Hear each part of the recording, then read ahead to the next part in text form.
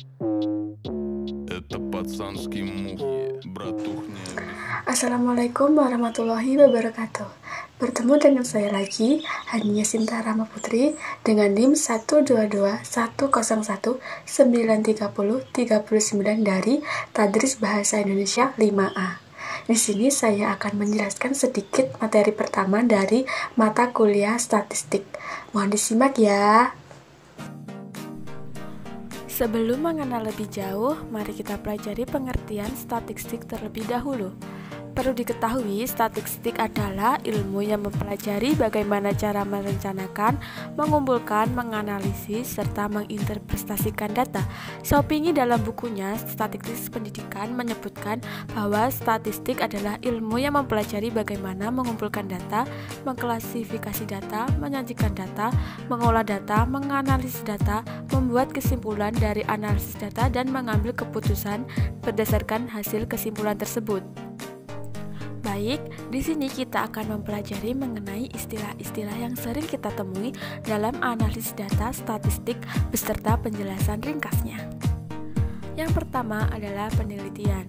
Penelitian adalah aktivitas yang digunakan atau kegiatan yang dilakukan secara sistematis, berencana, dan mengikuti konsep ilmiah untuk mendapatkan sesuatu yang objektif dan rasional tentang sesuatu hal. Warmansyah 2020 menyebutkan tujuan dari penelitian adalah yang pertama, untuk mendapatkan keterkaitan dengan sebuah fenomena atau mencapai wawasan baru di dalamnya. Yang kedua, untuk menggambarkan secara akurat karakteristik individu, situasi, atau kelompok tertentu. Yang ketiga, untuk menentukan frekuensi di mana sesuatu terjadi atau dengan mana hal itu dikaitkan dengan sesuatu yang lain. Yang keempat, untuk menguji hipotesis hubungan kausal antara variabel. Selanjutnya adalah data. Data adalah sesuatu yang digunakan atau dibutuhkan dalam penelitian dengan menggunakan parameter tertentu yang telah ditentukan. Misalnya, data jumlah penduduk, data berat badan, data sikap konsumen, dan laporan keuangan suatu perusahaan. Terdapat dua jenis data dalam penelitian, di antaranya adalah kualitatif dan kuantitatif. Seperti yang sudah dipelajari teman-teman sebelumnya, data kualitatif adalah data yang dinyatakan dalam bentuk bukan angka, tetapi berbentuk kata, kalimat, gambar, atau bahkan. Sedangkan data kuantitatif adalah data yang dinyatakan dalam bentuk angka. Kemudian ada populasi dan sampel. Populasi adalah suatu kelompok atau kumpulan subjek atau objek yang akan dikenai generalisasi hasil penelitian. Sedangkan sampel merupakan bagian dari populasi. Menurut Laughlin, hal tersebut bermakna bahwa yang pertama, semua unit populasi harus memiliki peluang untuk terambil sebagai unit sampel. Yang kedua, sampel dipandang sebagai populasi dalam bentuk kecil. Lalu, istilah yang sering kita temui adalah analisis data. Analisis data berarti mengolah data dan menginterpretasikan hasil pengolahan data. Terdapat dua jenis analisis data, di antaranya adalah sebagai berikut. Yang pertama adalah analisis deskriptif. Analisis deskriptif adalah analisis yang menekankan pada pembahasan data-data secara sistematik dan tidak menyimpulkan hasil penelitian. Yang kedua, analisis inferensial adalah analisis yang menekankan pada hubungan antar variabel dengan melakukan pengujian hipotesis dan menyimpulkan hasil penelitian. Lalu ada metode analisis data. Terdapat dua metode analisis data, diantaranya adalah yang pertama, metode statistik parametrik yang merupakan analisis data dengan menggunakan parameter-parameter tertentu seperti mean, median, standar deviasi, distribusi data normal, dan lain-lain.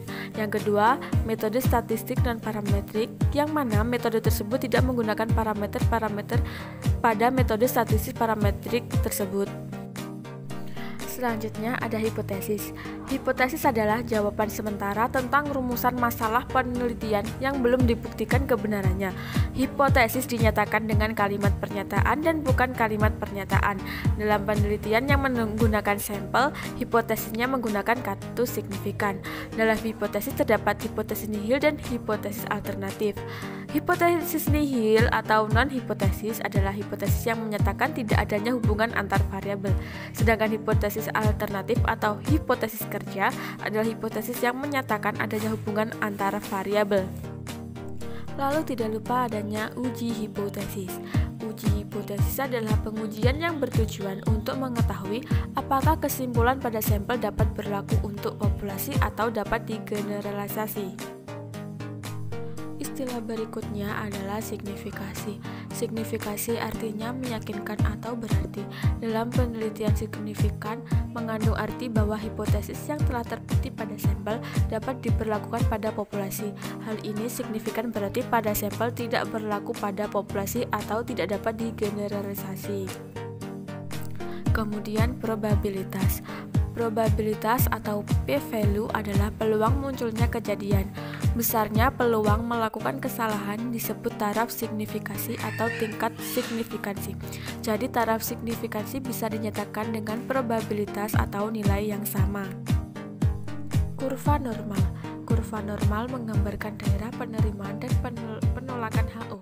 Sederhananya, kurva normal adalah suatu bentuk kurva yang sudah direncanakan, ordinatnya menunjukkan frekuensi dan poros absisnya memuat nilai variabel.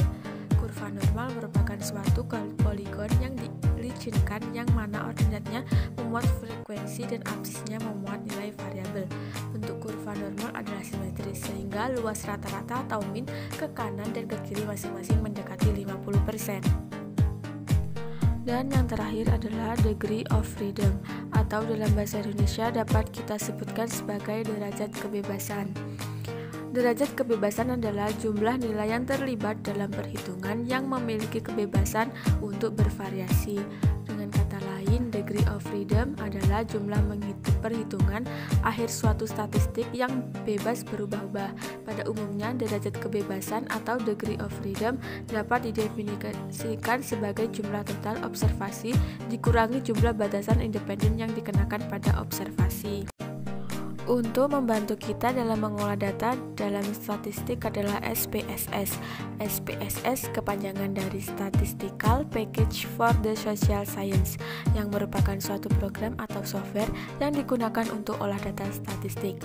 Dari berbagai program olah data statistik lainnya, SPSS merupakan yang paling banyak digunakan dan diminati oleh para peneliti. Sekian penjelasan materi dari saya. Bila ada salah kata, saya mohon maaf. Wassalamualaikum warahmatullahi wabarakatuh.